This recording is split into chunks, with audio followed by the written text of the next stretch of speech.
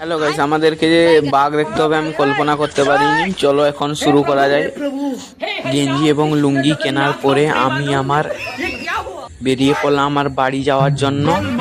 আমার বান্ধবী শ্বশুর বানিয়ে দিয়েছে আমার জন্য কলকাতার মতন ব্রিজ, হাওড়া ব্রিজ। তাই ঝটপট আমিও কলকাতা ব্রিজের ওপর দিকে পেরিয়ে রাতের এই অন্ধকারে পৌঁছে গেলাম আমার বুর্জ খলিফার ওপরে যাওয়ার আগে আমার পায়ের সোনার চপ্পলগুলো খুলিয়ে নিলাম। আর সকাল হতে হতে আমরা গিয়ে পড়লাম মহিন্দ্রা থারে।